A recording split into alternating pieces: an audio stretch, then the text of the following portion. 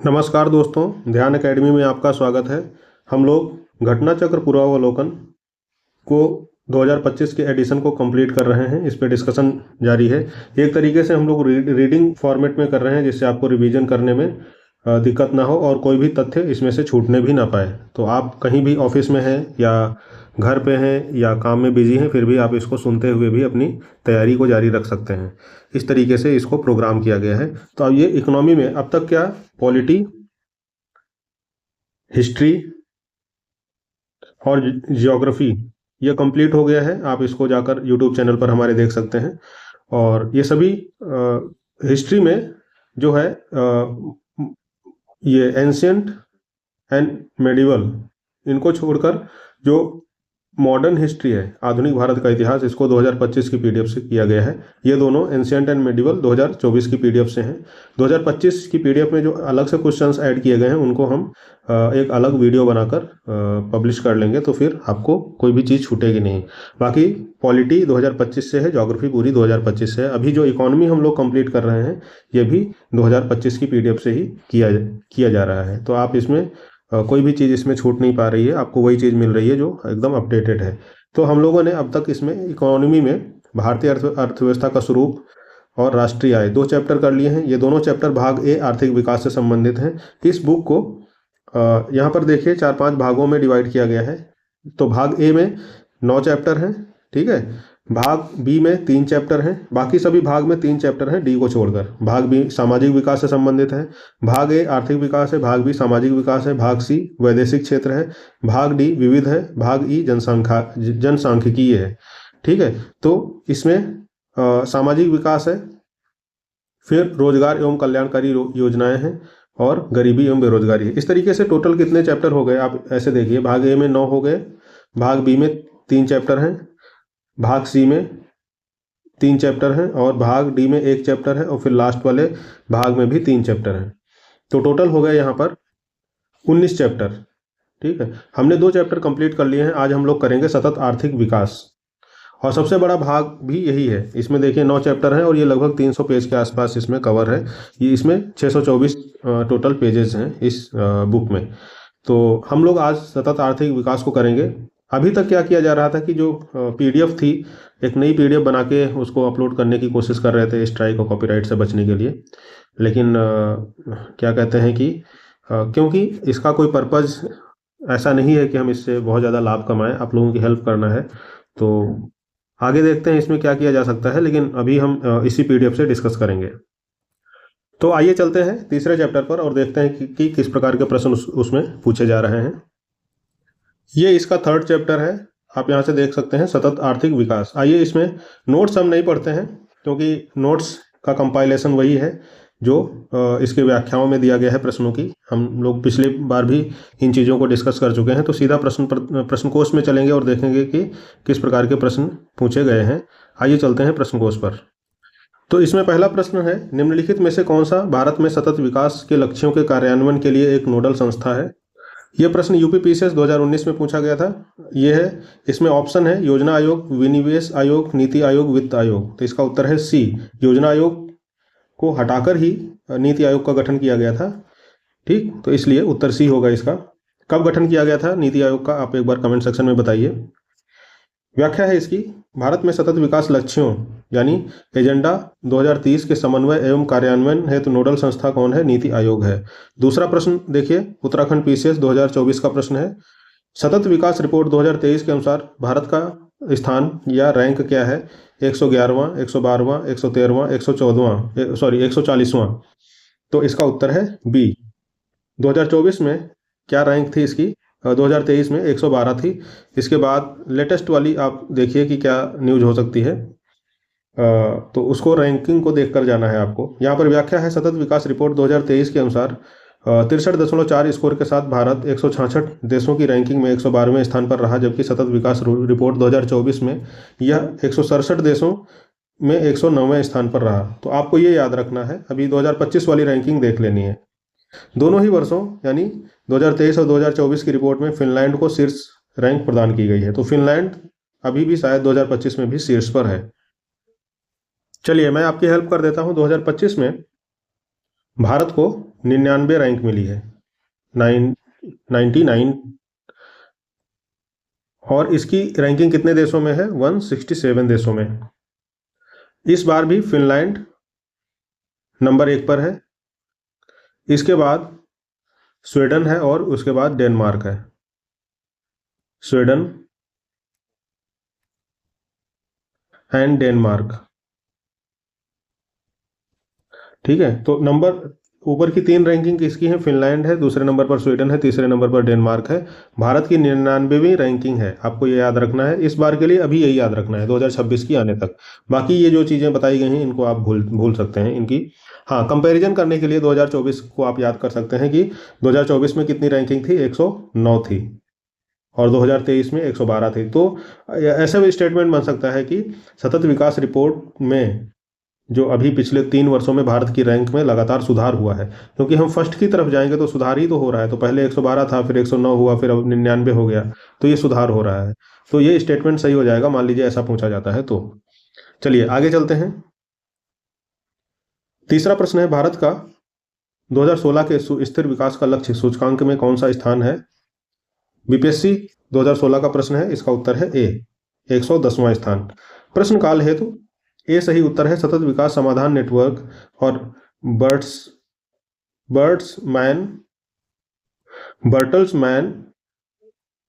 स्टिफ्टंग द्वारा जारी सतत विकास रिपोर्ट 2024 के तहत सतत विकास लक्ष्य सूचकांक 2024 की सूची में 167 देशों की सूची में 109वां स्थान था। शीर्ष स्थान पर फिनलैंड, स्वीडन और फिर डेनमार्क का स्थान था। तो वही अभी भी है, फिनलैंड, स्वीडन और डेनमार्क।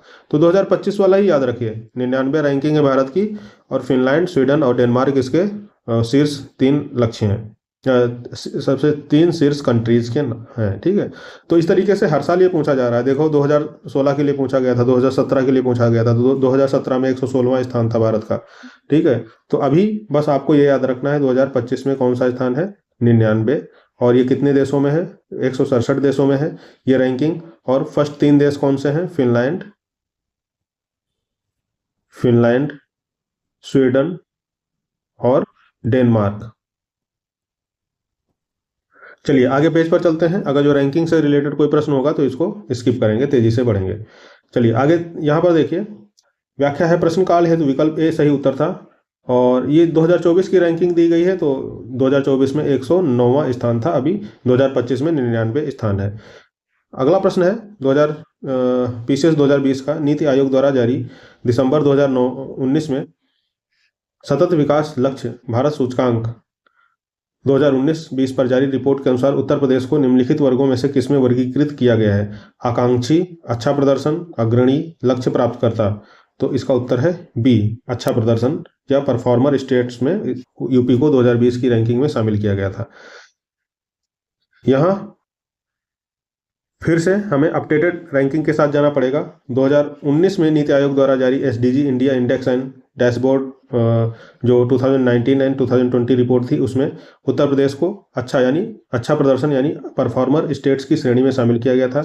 इसी तरीके से 2024 में जो 2023-24 के लिए जारी की गई थी, उसमें शीर्ष स्कोर वाले राज्य कौन थे? उत्तराखंड और केरल शीर्ष स्कोर पर थे। उत्तर प्रदेश फ्रंट रनर श्रेणी में आ गया था, ठीक, जिसका स्कोर इतना था। और इस तरीके से 2018 से 2023-24 के मध्य तेजी से आगे बढ़ने वाला राज्य उत्तर प्रदेश को माना गया है। तो अभी की रैंकिंग क्या हो सकती है 2025 में? मैंने अभी सर्च किया है, ये जो एसडीजी इंडिया रैंकिंग है नीति आयोग द्वारा जो जारी किया गया है, ये लेटेस्ट वाला अभी यही है 2023-24, जिसे जुलाई 2024 में जारी किया गया था। 2025 के लिए ऐसी कोई रैंकिंग नीति आयोग ने अभी तक जारी नहीं की है, ठीक। तो इसी को आप लेटेस्ट मानना। और इसमें क्या हुआ, उत्तराखंड और केरल के स्कोर को आपको ध्यान में रखना है। फिर क्या है, सबसे आगे बढ़ने वाला राज्य कौन सा था, ये भी ध्यान में रखना है, यह है उत्तर प्रदेश। अगला प्रश्न देखते हैं, इसमें है नीति आयोग द्वारा प्रकाशित SDG India index and dashboard 2020-21 के अनुसार निम्नलिखित में से कौन सा राज्य एसडीजी से संबंधित अपने प्रदर्शन में शीर्ष 5 राज्यों में सम्मिलित नहीं था? अब देखो शीर्ष 5 राज्य भी पूछ लिया है इसमें, गुजरात, गोवा, आंध्र प्रदेश, तमिलनाडु। इसमें ऑप्शंस हैं और ये यूपी पीसीएस 2021 का प्रश्न है। इसका उत्तर है ए, गुजरात इसमें सम्मिलित नहीं था। आइए इसकी व्याख्या देखते हैं। और अभी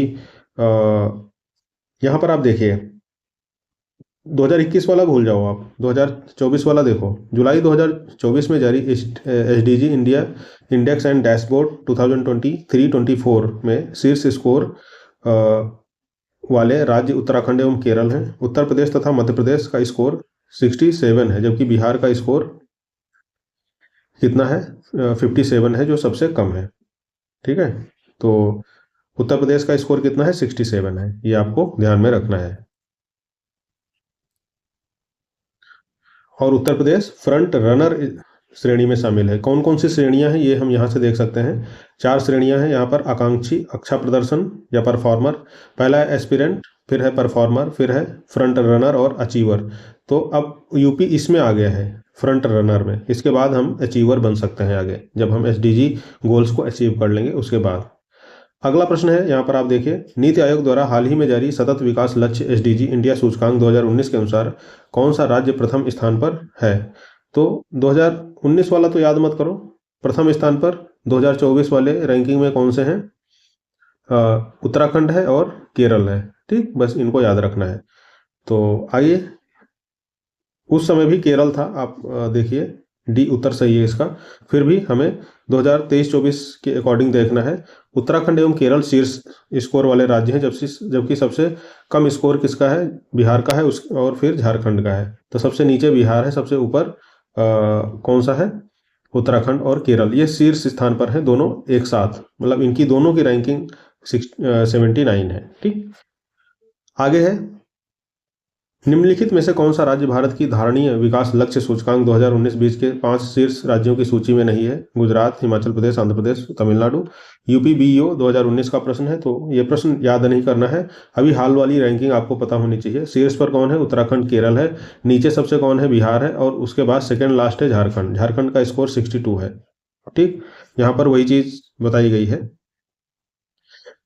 ऊपर की व्याख्या हम छोड़ रहे हैं क्योंकि 2021 की रैंकिंग पुरानी हो गई है। अभी जो लेटेस्ट वाली है, जुलाई 2024 में जारी SDG India index and dashboard 2023-24 में शीर्ष स्कोर वाले राज्य उत्तराखंड एवं केरल हैं। उत्तर प्रदेश तथा मध्य प्रदेश का स्कोर 67 है।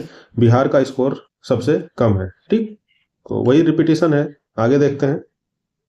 अगला प्रश्न है झारखंड पीसीएस 2021 का। नीति आयोग ने प्रत्येक राज्य संघराज्य क्षेत्र के लिए समेकित सूचकांक का विकास किया है, जो प्रत्येक संधारणीय विकास के लक्ष्य की ओर होने वाली प्रगति को संकलित करता है और राज्यों को प्राप्तकर्ता, अग्रणी, निष्पादक और आकांक्षी में वर्गीकृत करता है। इस समेकित सूचकांक के आधार पर निम्न में से कौन सा एक अग्रणी राज्य नहीं है। अग्रणी राज्य नहीं है तो शायद गुजरात इसमें होगा शामिल। यहाँ पर देखिए स्टार लगा हुआ है, अभी हम आंसर नहीं देंगे। प्रश्न में विकल्पगत राज्यों में से संबंधित वर्ष का उल्लेख न होने के कारण उचित उत्तर नहीं दिया जा सकता है। अद्यतन स्थिति हेतु उपयुक्त प्रश्न की व्याख्या देखें। तो आप इसमें देख लो, 2021 का प्रश्न है तो ये 2020 19-20 वाली रैंकिंग इन्होंने पूछी होगी या 20-21 वाली पूछी होगी। तो खैर ये प्रश्न हमारे लिए महत्वपूर्ण नहीं है। आप फिर भी अभी तक इसी व्याख्या पर इसको ध्यान में रखना है कि जुलाई 2024 में जो 2023-24 के लिए SDG India index and dashboard जारी किया गया था, उसमें शीर्ष पर कौन है, उत्तराखंड और केरल है। इनका स्कोर भी याद रखना है, 79 है। उत्तर प्रदेश और मध्य प्रदेश दोनों का स्कोर 67 है और बिहार का स्कोर 57 है, जो कि सबसे कम है। बिहार के बाद कौन है, झारखंड है नीचे से दूसरे नंबर पर। चलिए अगले प्रश्न पर देखते हैं। ये एमपीपीसीएस 2024 का प्रश्न है। ये थोड़ा सा अजीब सा प्रश्न बनाया गया है। नीति आयोग की एसडीजी इंडिया इंडेक्स 2020 के अनुसार 2024 का प्रश्न है और 2020 का आंकड़ा इसमें पूछा है। 2020 के अनुसार सूचकांक स्कोर रेंज के आधार पर सतत विकास लक्ष्यों में राज्यों के प्रदर्शन की विभिन्न श्रेणियों को कैसे परिभाषित किया गया है। अच्छा, अगर जो आकांक्षी है तो 100 पॉइंट मिलेगा, प्रदर्शक है तो 65 से 99 पॉइंट, अग्रणी है 50 से 64 पॉइंट, अचीवर है 0 से 49 पॉइंट। तो ये इसको सही क्रम में एक तरीके से सजाना है और उसके जो स्कोर हैं वो भी साथ में मिलते रहे। तो हम ये वाला देखो, सबसे पहले आएगा आकांक्षी, फिर है अच्छा प्रदर्शक, फिर है अग्रणी और है लास्ट में अचीवर। तो आकांक्षी, अच्छा प्रदर्शक, अग्रणी और अचीवर, ये डी इसका उत्तर होना चाहिए। यहाँ पर आप देख लो, आकांक्षी, प्रदर्शक, अग्रणी और अचीवर। अच्छा, इसमें अग्रणी अचीवर, ओके, ये क्रम तो सही दिया गया है, बस इसके स्कोर अलग अलग हैं, तो हमें इसका उत्तर ही देखना पड़ेगा सीधा। इसका उत्तर है बी। देखो, आकांक्षी, प्रदर्शक, अग्रणी, अचीवर, यही सभी में इन राज्यों का जो रैंकिंग का नाम का जो क्रम है वो तो सेम है, बस इनके स्कोर में डिफरेंस है, इसलिए ऐसा बताया गया है। तो इसका उत्तर है बी। आकांक्षी में कौन आएगा? 0 से 49 जिसको अंक मिलेंगे वो आएगा। प्रदर्शक में 50 से 64 वाले, अग्रणी में 65 से 99 वाले, और अचीवर में जो पूरी तरीके से अचीव कर लेंगे, 100% पे आ जाएंगे, वो इसमें शामिल होंगे। एमपीपी से अच्छा प्रश्न था वैसे, इसको गेस किया जा सकता था, जैसे केवल स्कोर देखते तो हम समझ में आ जाते हैं। आकांक्षी में यहाँ पर देखो 0 से 49 यहीं से स्टार्ट हो रहा है, बाकी किसी में ऐसा कुछ नहीं है। चलते हैं आगे, इसकी व्याख्या देखते हैं। नीति आयोग की एसडीजी इंडिया इंडेक्स के अनुसार सूचकांक स्कोर रेंज के आधार पर सतत विकास लक्ष्यों के संदर्भ में राज्यों के प्रदर्शन की विभिन्न श्रेणियां इस प्रकार वर्गीकृत हैं। श्रेणी सूचकांक स्कोर रेंज है। एस्पिरेंट यानी आकांक्षी 0 से 49 यानी 50 से कम। प्रदर्शक परफॉर्मर स्टेट्स 50 से 64। अग्रणी फ्रंट रनर 65 से 99। अचीवर 100। इस प्रकार विकल्प बी सही उत्तर है। अगला प्रश्न है, यहाँ पर आप देखिए, नवंबर 2021 में नीति आयोग द्वारा घोषित सतत विकास लक्ष्य शहरी सूचकांक और डैशबोर्ड 2021-22 में निम्नलिखित में से कौन सा शहर शीर्ष 3 स्थानों में शामिल नहीं था? कोयंबटूर, चंडीगढ़, इंदौर, शिमला। यूपीआरओ 2021 का प्रश्न है, इसका उत्तर है सी। तो 2020-21 में कौन सा शहर शामिल नहीं था? इंदौर शामिल नहीं था। यहाँ पर व्याख्या दी गई है, आप देखिए। नवंबर 2021 में नीति आयोग ने सतत विकास लक्ष्य शहरी सूचकांक और डैशबोर्ड 2021-22 जारी किया। इस सूचकांक में शिमला यानी जो हिमाचल प्रदेश का शिमला है उसे शीर्ष स्कोर प्राप्त हुआ। इसके पश्चात कोयंबटूर तमिलनाडु को स्कोर मिला। फिर चंडीगढ़ और तिरुवनंतपुरम केरल के तिरुवनंतपुरम को स्कोर मिला। इसके बाद कोच्चि को स्कोर मिला। अतः स्पष्ट है कि प्रश्नगत शहरों में इंदौर शीर्ष 3 स्थानों में शामिल नहीं था। ठीक, तो ये प्रश्न भी आउटडेटेड है, आपको 2024 वाले आंकड़े एक बार देख लेने हैं। निम्नलिखित में से कौन सा सतत विकास लक्ष्य एसडीजी में 2030 तक सभी के लिए पानी की उपलब्धता और इसके स्थायी प्रबंधन को लक्षित करेगा? इसमें एसडीजी लक्ष्यों की बात की गई है, कौन सा लक्ष्य किस चीज से संबंधित है, तो इसमें है एसडीजी 6 जो है वो पानी की उपलब्धता और इसके स्थायी प्रबंधन से संबंधित है। ठीक, यहाँ पर आप देखिए, व्याख्या है सतत विकास लक्ष्य 6 यानी एसडीजी 6 वर्ष 2030 तक सभी के लिए जल एवं स्वच्छता की उपलब्धता एवं तथा सतत प्रबंधन को सुनिश्चित करता है। Ensure availability and sustainable management of water and sanitation for all. आगे है एसडीजी इंडिया इंडेक्स 2018 के अनुसार एसडीजी 1, एसडीजी 2 और एसडीजी 9 क्रम दर्शाते हैं। तो गरीबी नहीं, फिर no poverty, no hunger, no poverty, ऐसे करके है। तो इसका एसडीजी 1, एसडीजी 2 इसका उत्तर ए ही होना चाहिए। गरीबी नहीं, कोई भुखमरी नहीं, फिर उद्योग, नवाचार और बुनियादी ढांचा, ये 9th है। इसका उत्तर ए है। हाँ, एमपीपीएस 2024 का प्रश्न है। एमपीपीएस में अच्छे प्रश्न बनाए गए हैं एसडीजी से रिलेटेड। कोई गरीबी नहीं, ये एसडीजी 1 है। कोई भुखमरी नहीं, ये एसडीजी 2 है। और उद्योग, नवाचार और बुनियादी ढांचा ये संबंधित है एसडीजी 9 से। ठीक, इसका उत्तर हो गया ए। आइए चलते हैं, यहाँ पर सारे एसडीजी दिए गए हैं, एक बार इनको याद कर लेना। ये 17 हैं संख्या में और इनको क्रम से आपको याद होना चाहिए। ये प्रश्न जब से 2015 के बाद जितनी परीक्षाएं हुई हैं, सब में एक प्रश्न एसडीजी से रिलेटेड जरूर होता है। ठीक, कई बार वो रैंकिंग पूछ लेता है जो हाल में जारी की गई है, भारत की रैंकिंग पूछ लेगा, राज्यों की रैंकिंग पूछ लेगा, या फिर ये लक्ष्यों से संबंधित पूछा जाता है। आइए इसमें पढ़ते हैं। तो 17 गोल किस तरीके से हैं उनको देख लेते हैं।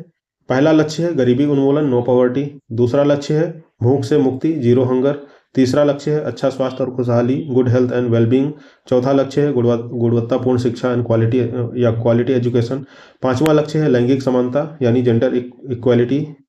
छठा लक्ष्य है स्वच्छ जल और स्वच्छता, क्लीन वाटर एंड सैनिटेशन। सातवां लक्ष्य है सस्ती और स्वच्छ ऊर्जा, अफोर्डेबल एंड क्लीन एनर्जी। फिर आठवां लक्ष्य है अच्छा कार्य और आर्थिक वृद्धि, decent work and economic growth. फिर 9वां लक्ष्य है उद्योग, नवाचार और इंफ्रास्ट्रक्चर यानी इंडस्ट्री, इनोवेशन एंड इंफ्रास्ट्रक्चर। फिर 10वां लक्ष्य है असमानताओं में कमी, रिड्यूस इनइक्वालिटीज। 11वां लक्ष्य है सतत शहर और समुदाय, सस्टेनेबल सिटीज एंड कम्युनिटीज। फिर 12वां लक्ष्य है जिम्मेदार उपभोग और उत्पादन, रिस्पॉन्सिबल कंजम्पशन एंड प्रोडक्शन। 13वां लक्ष्य है जलवायु के अनुकूल कार्रवाई, क्लाइमेट एक्शन। 14वां लक्ष्य है जलीय जीवन, लाइफ बिलो वाटर। 15वां लक्ष्य है भूमि पर जीवन, लाइफ ऑन लैंड। 16वां लक्ष्य है शांति, न्याय और मजबूत संस्थाएं, peace, justice and strong institutions. इसमें 17वां लक्ष्य भी है कि unite for achieve these goals, ऐसे करके है कि इन लक्ष्यों को प्राप्त करने के लिए एकजुटता को बढ़ावा देना, ये 17वां लक्ष्य है। ठीक, तो ये काफ़ी आसान है और ये किसी ऐसे गोल को अचीव करने से संबंधित नहीं, बल्कि सभी लक्ष्य जो निर्धारित किए गए हैं, सभी गोल्स हैं, उनको अचीव करने से संबंधित है। इसलिए इसमें लिस्ट में शामिल नहीं किया गया है, लेकिन आपको ये पता होना चाहिए कि 17वां लक्ष्य क्या है। ठीक, आगे यहाँ पर देखिए, फिर से वही प्रश्न पूछ लिया गया है, एक तरीके से लक्ष्यों से संबंधित है। एक तरफ सतत विकास लक्ष्य दिए गए हैं, दूसरी तरफ संबंधित बातें दी गई हैं। तो SDG 10, SDG 13, SDG 14 और SDG 15 यहाँ पर है। तो आप देख लो SDG 10 किससे, असमानताओं में कमी से संबंधित है। तो यहाँ पर 10 को A को 3 से मिला दो, असमानताओं में कमी। ठीक, फिर SDG 13 किससे संबंधित है? 13 है जलवायु के अनुकूल कार्रवाई, क्लाइमेट एक्शन, जलवायु क्रिया से संबंधित है। तो SDG 13 को आप यहाँ पे मिला दो। ठीक, फिर A का 3, B का 1, A का 3, B का 1, यहाँ पर देख लो उत्तर मिल गया आपका, C हो जाएगा इसका उत्तर। ठीक, बाकी का भी मिला लीजिए। SDG 14 किससे संबंधित है? 4 से, पानी के नीचे जीवन। और SDG 15 है जमीन पर जीवन। तो इस तरीके से आप देख सकते हैं कि कैसे प्रश्न पूछे जा रहे हैं। उत्तर इसका C सही होना चाहिए। हाँ, C सही है, यहाँ पर आप देख लीजिए। UPPCS प्री 2023 का प्रश्न था, अच्छा प्रश्न था ये। तो मैं बता रहा हूँ कि SDG 17 है, इनको आप याद कर लीजिए, कहीं ना कहीं आपको हर परीक्षा में कोई ना कोई प्रश्न मिल जाएगा। 2030 तक तो जरूर मिलेगा। सूची 1 और सूची 2 यहाँ पर दी गई है। SDG 10 असमानताओं में कमी, ये व्याख्या है। SDG 13 जलवायु क्रिया, SDG 14 जलीय जीवन और SDG 15 जमीन पर जीवन, इससे संबंधित है। अगला प्रश्न है संयुक्त राष्ट्र द्वारा दिए गए 17 वैश्विक लक्ष्यों में से कौन सा सतत विकास लक्ष्य विशेष रूप से स्थलीय जीवन यानी लाइफ ऑन लैंड से संबंधित है? तो SDG 15 अभी हमने देखा था। ठीक, SDG 16 हमने देखा है। SDG 15 है लाइफ बिलो वाटर, जल के नीचे जीवन। इसका उद्देश्य स्थलीय पारिस्थितिक तंत्रों की सुरक्षा, पुनर्स्थापना और सतत उपयोग को बढ़ावा देना है। राजस्थान PCS 2024 का प्रश्न है, इसका उत्तर अच्छा C है। फिर SDG 16 क्या है, एक बार पीछे चलते हैं। SDG 16 अच्छा शांति, न्याय और मजबूत संस्थाओं से संबंधित है SDG 16। तो इसका उत्तर हो गया। देखिए, कंफ्यूजन क्रिएट हो जाता है, जब तक आप पूरी तरीके से इसको याद करके नहीं बैठेंगे तब तक कंफ्यूजन होगा। SDG 15 है इसका उत्तर C सही है। यहाँ पर आप देख लीजिए, व्याख्या है सतत विकास लक्ष्य 15, जिसे भूमि पर जीवन यानी लाइफ ऑन लैंड के रूप में भी जाना जाता है, स्थलीय पारिस्थितिक तंत्र की सुरक्षा, बहाली एवं स्थायी उपयोग को बढ़ावा देने, जंगलों तथा स्थायी प्रबंधन करने, मरुस्थलीकरण से निपटने तथा जैव विविधता के नुकसान को रोकने पर केंद्रित है। इसका उद्देश्य स्थलीय एवं अंतर्देशीय मीठे पानी के पारिस्थितिक तंत्र, विशेष रूप से जंगलों, आर्द्र भूमि, पहाड़ों तथा शुष्क भूमि का संरक्षण, बहाली एवं टिकाऊ उपयोग सुनिश्चित करना है। SDG 14 केंद्रित है लाइफ बिलो वाटर। SDG 16 है peace, justice and strong institutions. SDG 13 है क्लाइमेट एक्शन। ठीक, take urgent action to combat climate change and its impact, ये SDG 13 है। इस तरीके से देख सकते हैं आप। आगे है सतत विकास लक्ष्य 2030 में लक्ष्य 4 को प्राप्त करने के लिए कौन से उपाय आवश्यक हैं? शिक्षा को निःशुल्क और अनिवार्य बनाना, स्कूल के बुनियादी ढांचे में सुधार और डिजिटल परिवर्तन को अपनाना, कृषि कार्यक्रमों का विस्तार, प्रौद्योगिकी निवेश में वृद्धि। तो इसका उत्तर है A, शिक्षा को निःशुल्क और अनिवार्य बनाना। एजुकेशन फॉर ऑल करके है वो, जो SDG 4 है वो। तो UPPCS 2024 का प्रश्न है, यहाँ पर आप देखिए व्याख्या दी गई है। सतत विकास लक्ष्य 2030 में सतत लक्ष्य 4 के तहत गुणवत्तापूर्ण शिक्षा यानी क्वालिटी एजुकेशन की बात की गई है। क्वालिटी एजुकेशन शामिल किया गया है। लक्ष्य 4 को पूरा करने हेतु कहा गया है कि शिक्षा, वित्त पोषण राष्ट्रीय निवेश प्राथमिकता के रूप में होना चाहिए। इसके अलावा शिक्षा को मुफ्त अनिवार्य बनाना, शिक्षकों की संख्या में वृद्धि, आधार विद्यालयों के बुनियादी ढांचे में सुधार तथा डिजिटल परिवर्तन को अपनाना आदि भी शामिल हैं। कृषि कार्यक्रमों का विस्तार और प्रौद्योगिकी निवेश में वृद्धि SDG 4 का भाग नहीं है। ठीक है। तो इस तरीके से आप देख लीजिए SDG 4 किससे संबंधित। वो टेबल जो अभी हम लोग डिस्कस कर रहे थे ना, उसको आप बार बार पढ़िए, कहीं पर नोट कर लीजिए, दिन में 2-3 बार पढ़ेंगे, याद करेंगे तो फिर याद हो जाएगा आसानी से। चलिए आगे चलते हैं। ये प्रश्न संख्या 17 पे हैं हम लोग।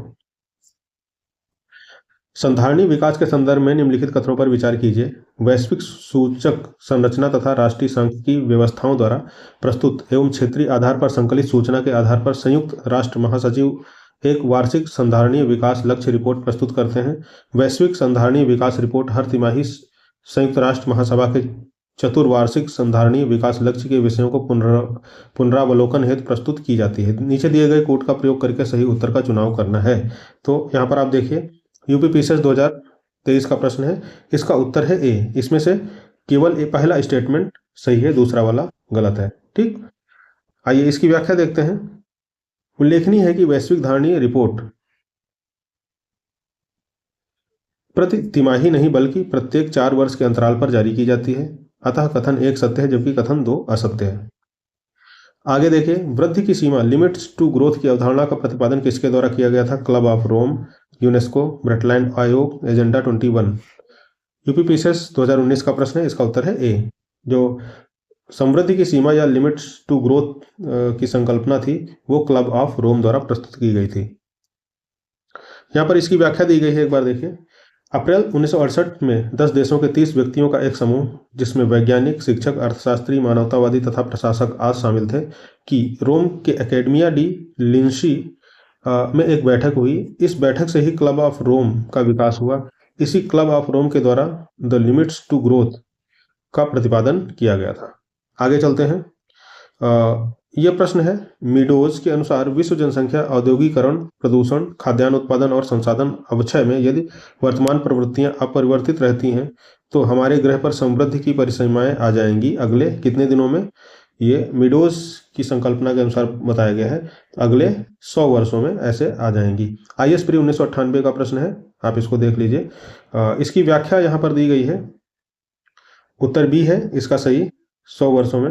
व्याख्या है, 1972 में प्रकाशित लिमिट्स टू ग्रोथ पुस्तक के लेखकों में से मीडोज के अनुसार विश्व जनसंख्या प्रवृत्ति, औद्योगिकरण, प्रदूषण आदि की वर्तमान प्रवृत्तियों के यथावत जारी रहने पर अगले 100 वर्षों में समृद्धि की परिसीमा आ जाएगी, जिससे भूख और आर्थिक विकास तथा सामाजिक जोखिमों में वृद्धि होगी। मीडोज महोदय द्वारा वर्ष 2004 में इस सीमा को घटाकर 30 वर्ष कर दिया गया। तो ये प्रॉब्लम है कि 30 वर्ष में ऐसी स्थिति आ सकती थी। 2004 के अकॉर्डिंग ऐसा था कि 2034 तक, फिर 30 या 2043 तक, 14, 24, 34, ठीक। तो 2034 तक ये एक ऐसी स्थिति आ सकती है कि विकास की सीमा आएगी। उसके बाद आप कितना भी प्रयास कर लीजिए, विकास नहीं होगा, सारे संसाधन यूज्ड हो जाएंगे और उसके बाद फिर क्या होगा? भुखमरी और आर्थिक और सामाजिक जोखिमों में वृद्धि हो सकती है। ऐसा मीडोज ने बोला था 1972 में जो प्रकाशित हुई थी लिमिट्स टू ग्रोथ। उसको बाद में उस समय 100 वर्षों की सीमा निर्धारित की गई थी, ये स्थिति 100 वर्ष में आएगी, ठीक। यानी 1972 के बाद 2072 में आने की संभावना थी, लेकिन फिर 2004 में जो मीडोज थे उन्होंने इस लिमिट को 30 वर्ष कर दिया, 100 वर्ष को 30 वर्ष कर दिया। तो इस प्रकार अब ये जो ऐसी लिमिट आने की संभावना है वो 2034 तक आने की संभावना है। आगे है, अगला प्रश्न है, ये प्रश्न हमने डिटेल में इसलिए डिस्कस किया है क्योंकि IAS का प्रश्न है, एक बार ये कहीं भी पूछा जा सकता है। पर्यावरणीय कुजनेट्स वक्र पर्यावरणीय क्षति एवं प्रति व्यक्ति GDP के मध्य संबंध दर्शाता है। इस पर्यावरणीय कुजनेट्स वक्र का आकार किस प्रकार का होता है? उल्टा U आकार, उल्टा V आकार, उल्टा L आकार, इनमें से कोई नहीं। यूपीपीसीएस 2019 का प्रश्न है, इसका उत्तर है ए, उल्टा U आकार। व्याख्या दी गई है यहाँ पर, आप देखिए। पर्यावरणीय कुजनेट्स वक्र जो है पर्यावरणीय निम्नीकरण यानी एनवायरमेंटल डिग्रेडेशन तथा प्रति व्यक्ति GDP के मध्य संबंध प्रदर्शित करता है। आर्थिक समृद्धि के प्रारंभिक चरणों में प्रदूषण एवं पर्यावरण पर अन्य मानवीय प्रभावों में वृद्धि हुई, लेकिन आर्थिक समृद्धि के एक स्तर के पश्चात यह प्रवृत्ति उलट गई है, यानी रिवर्स हो गई है। उच्च आय स्तरों पर आर्थिक समृद्धि से पर्यावरण में कुछ सुधार प्रदर्शित हुआ है। इसका अर्थ है कि पर्यावरण प्रभाव या प्रति व्यक्ति उत्सर्जन प्रति व्यक्ति GDP का उल्टा U आकार का फलन है, ठीक। तो आप देखिए, इसको व्याख्या को फिर से पढ़िएगा, थोड़ा सा ध्यान रखिए और इनको ध्यान से देखिए। अगला प्रश्न कथन और कारण से संबंधित है। इसमें कथन है, सतत विकास मानव समाज के कल्याण हेतु महत्वपूर्ण है। ये बात सही है। सतत विकास से अभिप्राय ऐसे विकास से है जो भावी पीढ़ियों की जरूरतें पूरी करने की योग्यता को प्रभावित किए बिना वर्तमान समय की आवश्यकता को पूरी करे। तो इसका उत्तर ए होना चाहिए। हाँ, उत्तर ए है, यानी ए और आर दोनों सही हैं और आर ए की सही व्याख्या भी कर रहा है। यूपीपीसीएस 2019 का प्रश्न है ये, उत्तर इसका ए सही है। आगे चलते हैं, यहां पर इसकी व्याख्या दी गई है। World commission on environment and development द्वारा 1987 में प्रकाशित रिपोर्ट अवर कॉमन फ्यूचर, जिसे ब्रटलैंड रिपोर्ट के नाम से भी जाना जाता है, के अनुसार सतत विकास से अभिप्राय ऐसे विकास से है जो भावी पीढ़ियों की जरूरतें पूरी करने की योग्यता को प्रभावित किए बिना वर्तमान समय की आवश्यकता पूरी करे। इसका तात्पर्य है कि मानव समाज का सतत भविष्य तभी सुनिश्चित हो सकता है जब आर्थिक गतिविधियों और मानव कल्याण के समर्थन हेतु आवश्यक जैव भौतिक और सामाजिक पारिस्थितिकी परिस्थितियां पीढ़ी दर पीढ़ी पोषित या संदृढ़ की जा सकें। इस प्रकार प्रश्नगत कथन एवं कारण दोनों सही है तथा कारण कथन की सही व्याख्या है। आगे देखिए, नीचे दो कथन दिए गए हैं जिनमें से एक को अभिकथन तथा दूसरे को कारण कहा गया है।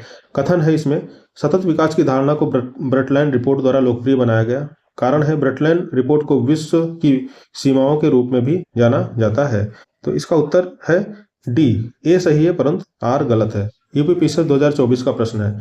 ठीक, ब्रटलैंड रिपोर्ट नहीं, क्लब ऑफ रोम की सीमाओं के रूप में जाना जाता है, क्लब ऑफ रोम। जैसे हमने पीछे एक प्रश्न इस पे भी बेस देखा था। तो आप देखिए ये प्रश्न सभी जो है ना, ये इंटरलिंक्ड हैं कहीं ना कहीं से। ठीक, अभी पिछला एक प्रश्न था, यहाँ पर मैं आपको दिखाता हूँ। यहाँ पर ब्रटलैंड आयोग है, जैसे पूछा गया था कि जो समृद्धि की सीमा है वो किसके द्वारा दी गई थी, तो क्लब ऑफ रोम द्वारा दी गई थी। अगर जो ब्रटलैंड आयोग द्वारा दी गई होती तो यहाँ भी यही सही होता। तो इसी को उस प्रश्न में मर्ज कर दिया। देखिए यूपीपीसीएस 2019 में ये प्रश्न पूछा गया, फिर जब 2024 में पूछा गया तो यहाँ पर क्या दे दिया गया कि ब्रटलैंड रिपोर्ट को विकास की सीमाओं के रूप में जाना जाता है, जबकि ये विकास की सीमाओं की संकल्पना किसने दी थी, क्लब ऑफ रोम द्वारा दी गई थी। ठीक, तो इस तरीके से पीवाईक्यू सॉल्व करने का, मान लीजिए 2024 में जब आप परीक्षा देने जा रहे थे तो 2019 के प्रश्न को अच्छे से पढ़कर गए होते तो ये कारण वाला ऑप्शन अपने आप एलिमिनेट कर सकते थे। ठीक, तो यहाँ पर ए सही है और आर गलत है। इसीलिए मैं बोल रहा हूँ कि पीवाईक्यू भी बार बार पढ़िए, इनकी व्याख्या को अच्छे से पढ़िए। और घटना चक्र ने तो काफ़ी अच्छा प्रयास किया है इस चीज़ को इतना सारा डिटेलिंग में सब कुछ देने के लिए, और इसके बाद क्या कर रहा है कि एक सीक्वेंस में चीज़ें दी हैं। 1990 से लेकर 2025 तक का कलेक्शन इन्होंने अपने अकॉर्डिंग किया है इतनी सारी परीक्षाओं का। आगे है सतत विकास की अवधारणा का प्रारंभ वैज्ञानिक रचल कार्सन की पुस्तक साइलेंट स्प्रिंग तथा जीव विज्ञानी पॉल इरलिच एवं एनी इरलिच की पुस्तक द पॉपुलेशन बम से हुआ है। लेकिन इस अवधारणा का वास्तविक रूप से विकास वर्ष 1987 में ब्रटलैंड आयोग की रिपोर्ट हमारा साझा भविष्य अवर कॉमन फ्यूचर से हुआ।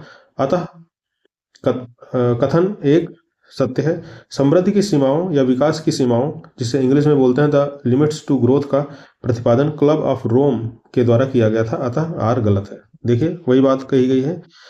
फिर है सतत विकास शब्द कब अस्तित्व में आया था। अगला प्रश्न है प्रश्न संख्या 23, सतत विकास शब्द कब अस्तित्व में आया था। झारखंड पीसीएस 2023 का प्रश्न है, इसका उत्तर है ए, 1980 में आया था ये। आइए इसकी व्याख्या देखते हैं आगे।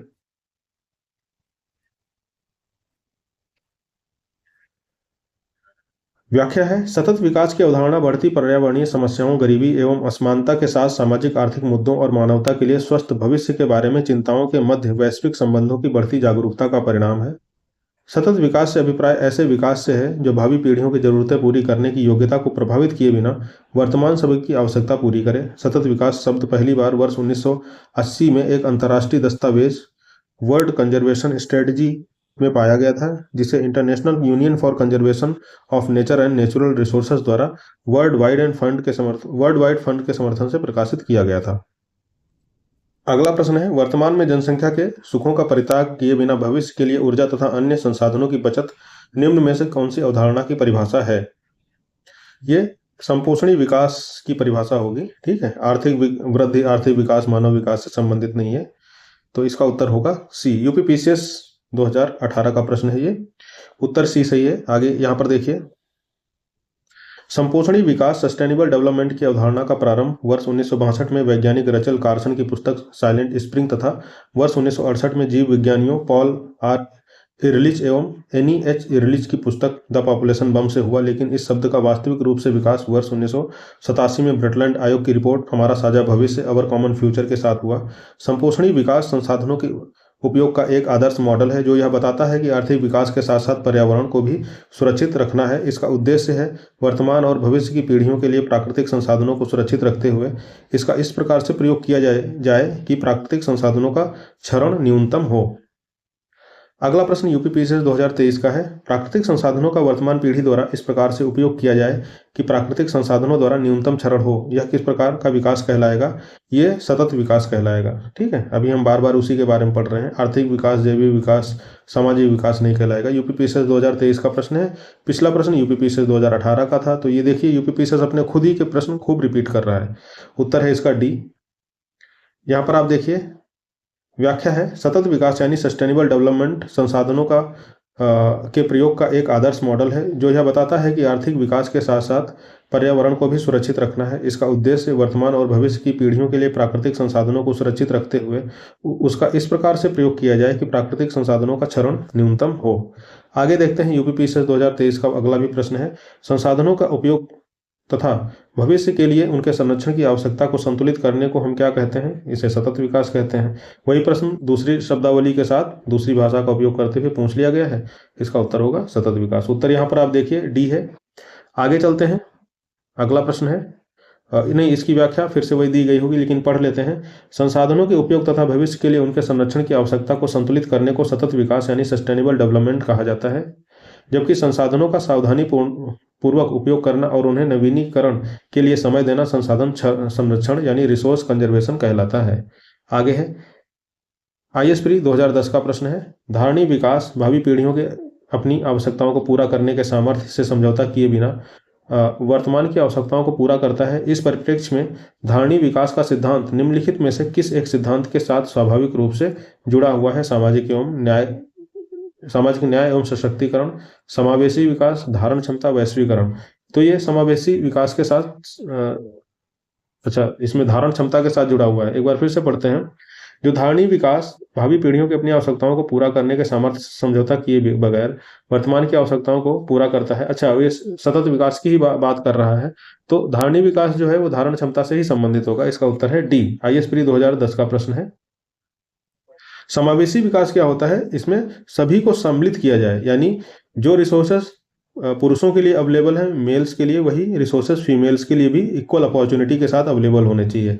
ठीक इसी तरीके से अगर जो सोशल कैटेगराइजेशन में देखिए तो जो रिसोर्सेस समाज के उच्च वर्गों के लिए अवेलेबल हैं वही रिसोर्सेस जो अमीर लोगों के लिए, रिच लोगों के लिए अवेलेबल है वही पुअर लोगों के लिए अवेलेबल होनी चाहिए।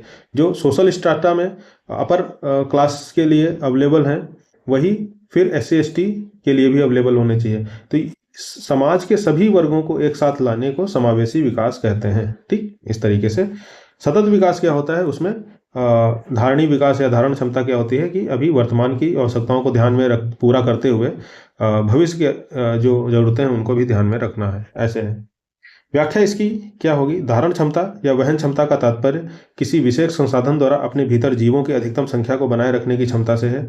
अतः इसके अंतर्गत वर्तमान की आवश्यकताओं को पारिस्थितिक तंत्र के सामर्थ्य से समझौता किए बगैर पूरा किया जाता है।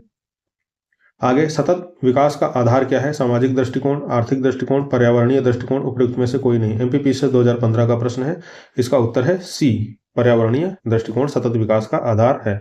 फिर आगे देखते हैं, व्याख्या है इसकी, सतत विकास की अवधारणा का प्रारंभ वर्ष 1962 में वैज्ञानिक रचेल कार्सन की पुस्तक साइलेंट स्प्रिंग तथा वर्ष 1968 में जीव विज्ञानी पॉल इलरिच की पुस्तक द पॉपुलेशन बम से हुआ, लेकिन इस शब्द का वास्तविक रूप से विकास वर्ष 1987 में ब्रटलैंड आयोग की रिपोर्ट हमारा साझा भविष्य यानी अवर कॉमन फ्यूचर के प्रकाशन के साथ हुआ। सतत विकास प्राकृतिक संसाधनों के उपयोग का एक आदर्श मॉडल है जो यह बताता है कि आर्थिक विकास के साथ साथ पर्यावरण को भी सुरक्षित रखना है। इसका उद्देश्य है वर्तमान और भविष्य की पीढ़ियों के लिए प्राकृतिक संसाधनों को सुरक्षित रखते हुए उनका इस प्रकार से प्रयोग किया जाए कि प्राकृतिक संसाधनों का क्षरण न्यूनतम हो।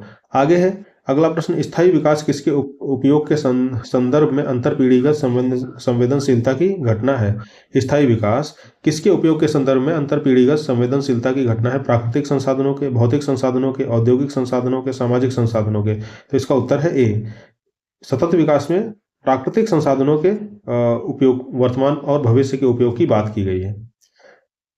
वर्तमान और भविष्य के उपयोग के बीच संतुलन की बात की गई है। यूपी यूडीएलडीए 2013 का प्रश्न है। अभी हमने पिछले प्रश्न की व्याख्या में इसको देखा है। चलते हैं अगले पेज पर। अगला प्रश्न है, सतत आर्थिक विकास से अभिप्राय है। वर्तमान पीढ़ी के विकास के साथ साथ भविष्य का आर्थिक विकास, वर्तमान पीढ़ी का केवल आर्थिक विकास, औद्योगिक विकास, कृषि विकास। तो यही उत्तर ए सही है इसका। वर्तमान पीढ़ी के साथ साथ, वर्तमान पीढ़ी के विकास के साथ साथ भविष्य का आर्थिक विकास। एमपीपीसीएस 2015 का प्रश्न है। आगे देखते हैं। नीमराणा जो टिकाऊ आर्थिक विकास का मॉडल है कहाँ अवस्थित है? हरियाणा, पंजाब, राजस्थान, उत्तर प्रदेश। तो ये राजस्थान में है नीमराणा। यूपीपीसीएस 2010 का प्रश्न है। उत्तर है इसका सी। नीमराणा राजस्थान राज्य के अलवर जिले में स्थित है। यहाँ पर किए गए लगभग सभी विकास कार्य टिकाऊ आर्थिक विकास मॉडल पर आधारित हैं। आगे है यूपीपीसीएस 2020 का प्रश्न है ये, पोषकीय सस्टेनेबल पर्यावरण या पर्यटन का मुख्य उद्देश्य क्या है? पर्यटकों की संख्या में वृद्धि, बड़े पैमाने पर पर्यटन और लघु पैमाने पर यात्राओं का प्रबंध करना, सांस्कृतिक अखंडता और पारिस्थितिक प्रक्रियाओं को बनाए रखते हुए पर्यटन और पर्यावरण प्रबंधन करना। उपयुक्त में से कोई नहीं, तो इसका उत्तर सी हो जाएगा। ये थोड़ा डिटेल में सारी कॉन्सेप्ट को इसमें शामिल किया गया है। सांस्कृतिक अखंडता और पारिस्थितिक प्रक्रियाओं को बनाए रखते हुए पर्यटन और पर्यावरण का प्रबंधन करना। आगे देखिए, पोषकीय यानी सस्टेनेबल पर्यटन का मुख्य उद्देश्य क्या है? सांस्कृतिक अखंडता और पारिस्थितिक प्रक्रियाओं को बनाए रखते हुए पर्यटन एवं पर्यावरण का प्रबंधन करना। UNWTO द्वारा पोषकीय पर्यटन हेतु 12 लक्ष्यों को परिभाषित किया गया है, जो निम्न है। पोषकीय पर्यटन यानी धारणीय पर्यटन हेतु 12 लक्ष्य कौन कौन से हैं? आर्थिक व्यवहार्यता यानी इकोनॉमिक वायबिलिटी, स्थानीय समृद्धि यानी लोकल प्रॉस्पेरिटी, रोजगार की गुणवत्ता यानी एम्प्लॉयमेंट क्वालिटी, सामाजिक समानता यानी सोशल इक्विटी, आगंतुक पूर्ति यानी विजिटर्स फुलफिलमेंट, स्थानीय नियंत्रण यानी लोकल कंट्रोल, सामुदायिक भलाई यानी कम्युनिटी वेलबींग, सांस्कृतिक समृद्धि यानी कल्चरल रिचनेस, भौतिक अखंडता यानी फिजिकल इंटेग्रिटी, जैविक विविधता यानी बायोलॉजिकल डाइवर्सिटी, संसाधन दक्षता यानी रिसोर्स एफिशिएंसी तथा पर्यावरणीय शुद्धता यानी एनवायरमेंटल प्योरिटी। तो ये सभी 12 लक्ष्य हैं, आप इनको दोबारा पढ़ के याद कर सकते हैं। अगला प्रश्न एमपीपीसीएस 2020 का है। भारत ने किस देश के साथ नीली अर्थव्यवस्था यानी समुद्री संसाधन पर सतत विकास हेतु साझेदारी के लिए टास्क फोर्स का निर्माण किया है? तो भारत ने ऐसा किया है नॉर्वे के साथ। इसका उत्तर है बी। यहाँ पर आप देखिए उत्तर बी दिया गया है, नॉर्वे। फ्रांस, स्वीडन, स्विट्जरलैंड ये गलत है। उत्तर बी सही है। आगे इसकी व्याख्या देखते हैं। 18 फरवरी 2020 को भारत के तत्कालीन भू विज्ञान मंत्री डॉक्टर हर्षवर्धन और नॉर्वे के तत्कालीन जलवायु एवं पर्यावरण मंत्री स्वेइनंग रोटवेटन ने सतत विकास के लिए नीली अर्थव्यवस्था पर भारत नॉर्वे कार्यबल यानी टास्क फोर्स की शुरुआत की। उल्लेखनीय है कि दोनों देशों के बीच संयुक्त पहल के तहत समुद्री कचरे के निपटान हेतु कई परियोजनाएं पहले से ही चल रही थी। ध्यातव्य है कि सतत विकास के लिए नीली अर्थव्यवस्था पर भारत नॉर्वे कार्यबल को 2019 में दोनों देशों के प्रधानमंत्रियों ने संयुक्त रूप से लॉन्च किया था। फिर आगे देखते हैं। किसी भी देश के संदर्भ में निम्नलिखित में से किसे उस देश की सामाजिक पूंजी यानी सोशल कैपिटल के भाग के रूप में समझा जाएगा? जनसंख्या के साक्षरों का अनुपात, इसके भवनों, अन्य आधारिक संरचना और मशीनों का स्टॉक, कार्यशील आयु समूह में जनसंख्या का आमाप, समाज में आपसी भरोसे और सामंजस्य का स्तर। IAS 2019 का प्रश्न है। इसमें सोशल कैपिटल की बात की गई है। तो सोशल कैपिटल में वही चीजें आएंगी जो पूरी तरीके से सोसाइटी आधारित हों। तो इसका उत्तर होगा डी, समाज में आपसी भरोसे और सामंजस्य का स्तर सोशल कैपिटल कहलाता है। यहाँ पर आप देखिए उत्तर डी सही है। इसकी व्याख्या दी गई है। एक थोड़ा इसमें जो यहाँ पर जो लिखा गया है वो दिख नहीं रहा होगा, मैं आपको पढ़ देता हूँ।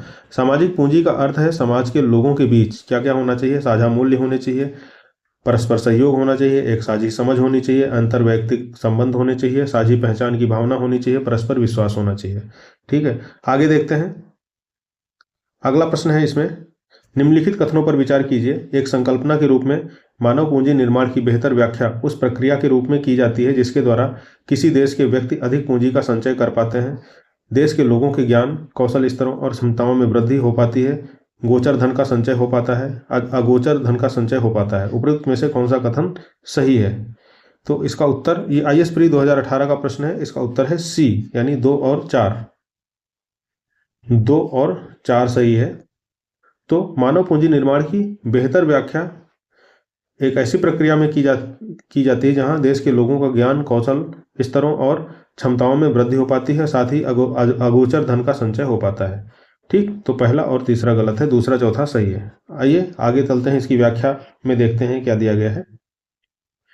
व्याख्या है यहाँ पर, मानव पूंजी निर्माण का तात्पर्य देश के लोगों में कौशल संवर्धन तथा उनकी समझ एवं क्षमताओं के विस्तार से है। किसी देश के लोगों को सामान्य श्रमिक से एक अधिक दक्ष एवं कुशल श्रमिक के रूप में रूपांतरित करने हेतु उन्हें शिक्षण एवं प्रशिक्षण प्रदान करने की प्रक्रिया को ही मानव पूंजी निर्माण की प्रक्रिया कहा जाता है। मानव पूंजी निर्माण से देश में अगोचर संपत्तियों का संचयन होता है। यद्यपि मानव पूंजी निर्माण से गोचर संपत्तियां भी बढ़ती हैं और व्यक्ति अधिक पूंजी का संचय कर पाने में सामर्थ्यवान भी हो जाता है, परंतु यह मानव पूंजी निर्माण की प्रक्रिया न होकर उसका परिणाम है। अतः प्रश्न के संदर्भ में केवल कथन 2 और 4 सही है। ठीक, चलिए अगला प्रश्न देखते हैं। बीपीएससी 2023 का प्रश्न है ये। एक अवधारणा के रूप में मानव पूंजी निर्माण की बेहतर व्याख्या एक प्रक्रिया के संदर्भ में की जाती है जो सक्षम बनाती है किसी देश के व्यक्तियों द्वारा अधिक पूंजी संचय करने को। वही प्रश्न रिपीट कर दिया गया है। ज्ञान में वृद्धि करने को, कौशल स्तरों में वृद्धि करने को, देश के लोगों के ज्ञान, कौशल स्तरों और क्षमताओं में वृद्धि करने को। ठीक, पिछला प्रश्न कब पूछा गया था एक बार देख लेते हैं, माइंड में नहीं है। ये यूपी IAS प्री 2018 में जो प्रश्न पूछा गया था उसी को बीपीएससी ने 2023 में रिपीट कर दिया। तो देखो भाई, इतना प्रश्न रिपीट होते हैं और आप लोग पूर्वावलोकन यानी इस तरीके के PYQs नहीं करते हैं, ये बहुत दुख की बात है। ठीक, इसमें देखिए उत्तर यहाँ पर केवल 4 बीपीएससी ने माना है। तो देश के लोगों के ज्ञान, कौशल स्तरों और क्षमताओं में वृद्धि करना क्या कहलाता है? मानव पूंजी निर्माण कहलाता है। ठीक, वैसे इसमें कौशल स्तरों में वृद्धि करना भी शामिल होना चाहिए। 3 और 4 इसका उत्तर होना चाहिए। ज्ञान में वृद्धि करना भी होना चाहिए। तो ज्ञान, कौशल स्तरों और क्षमताओं में वृद्धि, तो ये अलग से क्यों दिया गया है? अच्छा, चौथे में ही सब कुछ शामिल हो गया, ज्ञान भी यहाँ पे शामिल है, तीसरे वाली कौशल भी शामिल है, तो इसलिए चौथा ऑप्शन यहाँ पे उन्होंने केवल सही माना है, जबकि 2, 3, 4 सही हो सकते हैं। व्याख्या है इसकी, उत्तर डी व्याख्या, शिक्षा में निवेश मानव पूंजी में परिवर्तित करता है। इस प्रकार मानव पूंजी बढ़ी हुई उत्पादकता का प्रतिनिधित्व करती है। यह एक अर्जित योग्यता और समझबूझ से किए गए निवेशगत निर्णयों का परिणाम है जो भविष्य में आय के स्रोतों में वृद्धि की अपेक्षा से किए जाते हैं। शिक्षा में निवेश, कार्यस्थल प्रशिक्षण, स्वास्थ्य, प्रवसन और सूचना मानव पूंजी निर्माण के स्रोत हैं। अगला प्रश्न है, कौशल विकास योजना बढ़ाती है मानव पूंजी, भौतिक पूंजी, कार्यशील पूंजी, स्थिर पूंजी? तो कौशल विकास योजना मानव पूंजी को बढ़ावा देगी। उत्तर इसका ए होना चाहिए। ठीक है, यहां पर आप देखिए यूपीपीसीएस 2017 का प्रश्न है ये।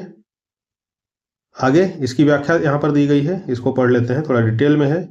कुशल, सेहतमंद और सुशिक्षित नागरिक ही किसी देश के विकास की कुंजी होते हैं। अर्थशास्त्र की भाषा में इसे मानव पूंजी या ह्यूमन कैपिटल कहा जाता है। मानव पूंजी की भूमिका के बारे में अर्थशास्त्री गैरी बेकर ने कहा था, मानव पूंजी का आशय दक्षता, शिक्षा, स्वास्थ्य और लोगों के प्रशिक्षण से है। यह पूंजी है क्योंकि ये दक्षताएं लंबे समय तक हमारा अंग उसी तरह बनी रहेंगी जैसे कोई मशीन, संयंत्र और फैक्ट्री उत्पादन का हिस्सा बने रहते हैं। वर्तमान भारत युवाओं का देश है, जहां की लगभग 62.5% जनसंख्या कार्यशील आयु समूह की है। देश के विकास में इस युवा शक्ति के अहम योगदान को देखते हुए प्रधानमंत्री की अध्यक्षता वाली केंद्रीय मंत्रिमंडल ने प्रधानमंत्री कौशल विकास योजना को 20 मार्च 2015 को मंजूरी दी। यह योजना युवाओं को कौशल प्रशिक्षण प्रदान करने की प्रमुख योजना है, जिसके तहत परिष्कृत पाठ्यक्रम, बेहतर प्रशिक्षण और प्रशिक्षित प्रशिक्षक पर विशेष ध्यान दिया गया है। आगे निम्नलिखित में से कौन सा एक मानव पूंजी निर्माण पर प्रत्यक्ष प्रभाव नहीं डालेगा? तो शिक्षा, चिकित्सीय देखभाल, प्रशिक्षण, सिंचाई। तो सिंचाई तो एग्रीकल्चर से रिलेटेड है, ये मानव पूंजी से संबंधित डायरेक्टली नहीं है। इसका उत्तर है डी। यूपी ARO 2017 का प्रश्न है।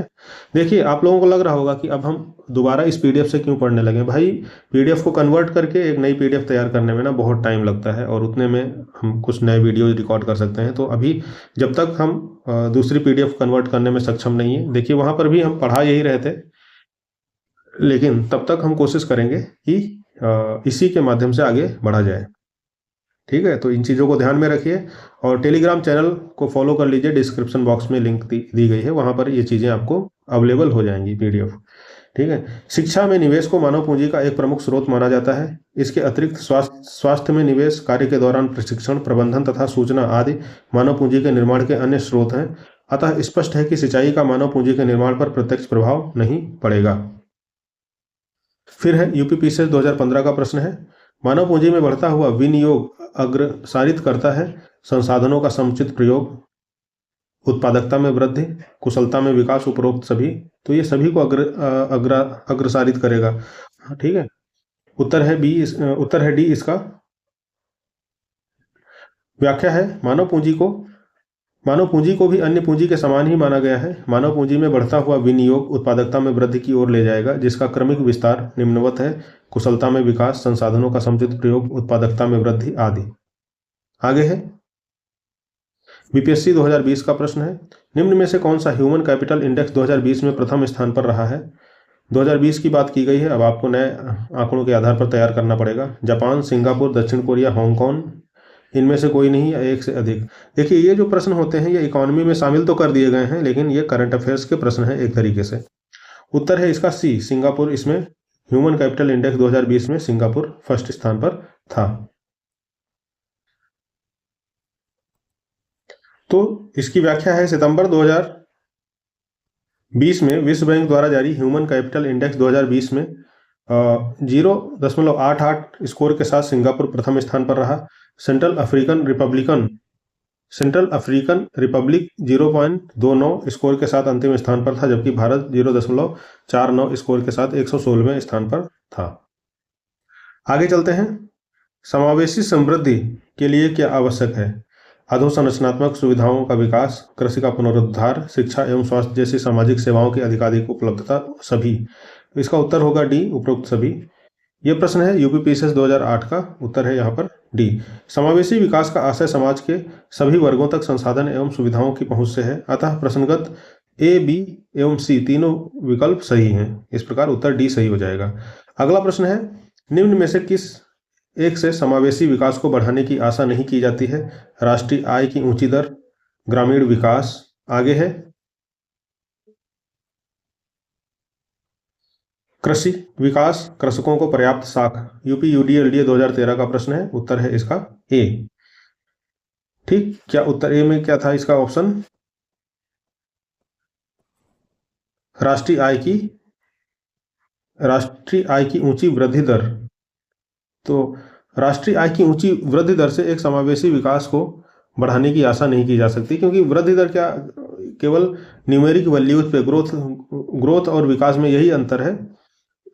विकास में क्या किया जाता है कि समाज के सभी लोगों के सामाजिक, आर्थिक और सांस्कृतिक और धार्मिक उनके विकास की बात की जाती है, सभी डायमेंशंस को कवर किया जाता है।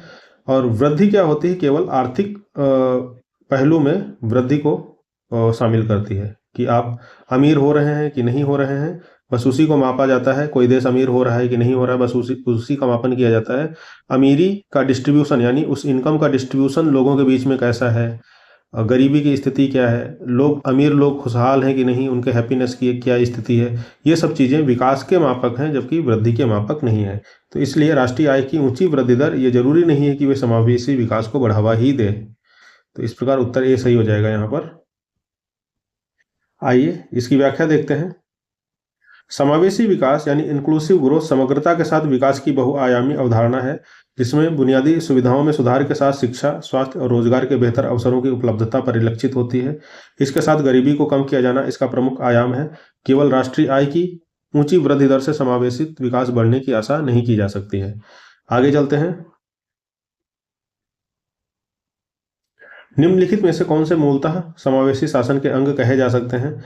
गैर बैंकिंग वित्तीय कंपनियों को बैंकिंग करने की अनुमति प्रदान करना, सभी जिलों में प्रभावी जिला योजना समितियां संगठित करना, जन स्वास्थ्य पर सरकारी व्यय में बढ़ोतरी करना, दोपहर का भोजन योजना का सशक्तिकरण करना।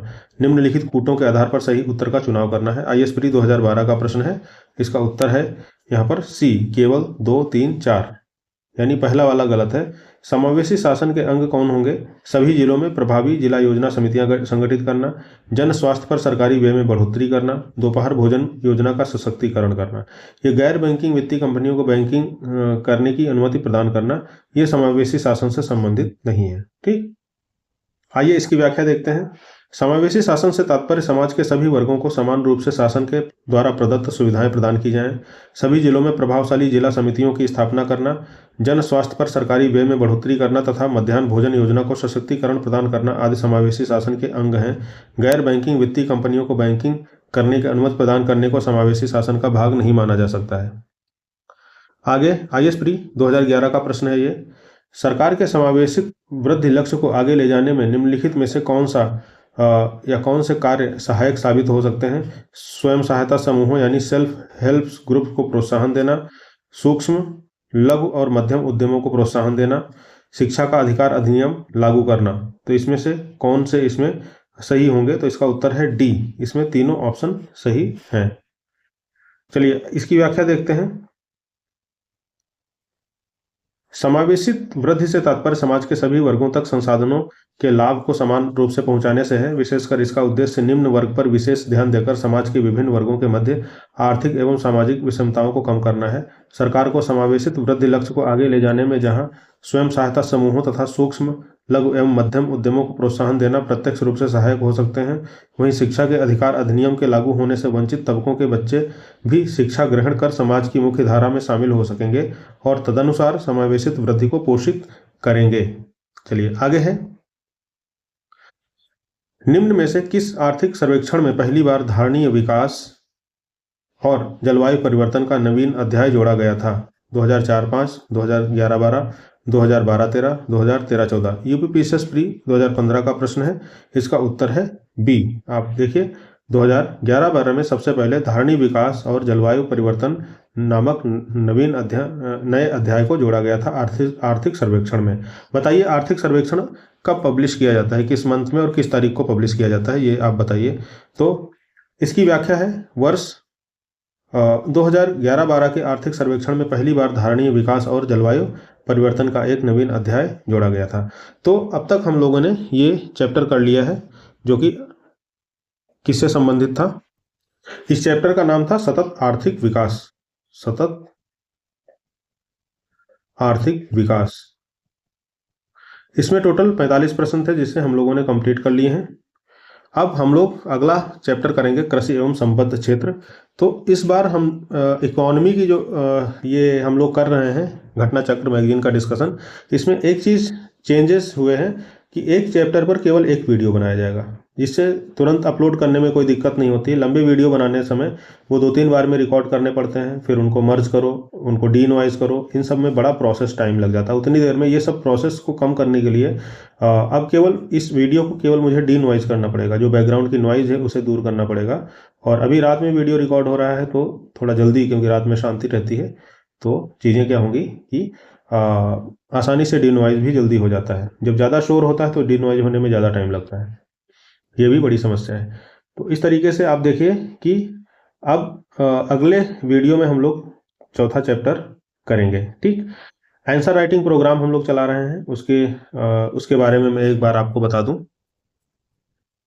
यहाँ से आप देख सकते हैं एक डेली आंसर राइटिंग प्रोग्राम है, जिसमें सोमवार से शुक्रवार प्रतिदिन 2 उत्तर आप लिखेंगे और उनकी जांच की जाएगी। शनिवार को आप निबंध लिखेंगे और उसकी जांच की जाएगी।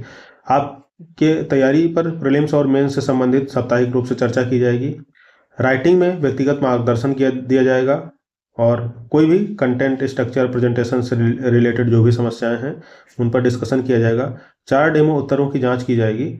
ठीक, और जब भी आप पेमेंट के माध्यम से जोड़ते हैं, क्योंकि इसकी फीस रखी गई है 500 रुपये पर मंथ, तो काफ़ी इजी है। इस तरीके से मतलब आप 60-70 आंसर और निबंध दोनों मिलाकर लिख रहे हैं पूरे महीने में, तो ये मतलब ठीक ठाक है। अभी आप कहीं पर जाएंगे तो 20 रुपये 25 रुपये पर आंसर चेकिंग का लोग ले रहे हैं। तो आप इन चीज़ों को दूर करते हुए ये फीस इतनी मिनिमम रखी गई है कि जो लोग इनिशियल लेवल पर राइटिंग करना चाह रहे हैं या उनका कोई मेंस का एग्ज़ाम है या कोई चीज़ ऐसी चीज़ें हैं जिसमें वो रेगुलर आंसर राइटिंग नहीं कर पा रहे हैं, तो यहाँ पर आप जुड़ सकते हैं। तो कोई दिक्कत है तो इस व्हाट्सएप नंबर पर आप संपर्क कर सकते हैं हमसे। आंसर आप हिंदी इंग्लिश किसी भी मीडियम में लिख सकते हैं। ठीक, डिटेल में जानकारी के लिए टेलीग्राम चैनल की जो लिंक दी गई है डिस्क्रिप्शन बॉक्स में, आप वहाँ पर जुड़ जाइए, या फिर आप इसको स्कैन करके भी टेलीग्राम ग्रुप से जुड़ सकते हैं। ठीक है, तो ये सारी चीज़ें थी हमारे आंसर राइटिंग प्रोग्राम से संबंधित।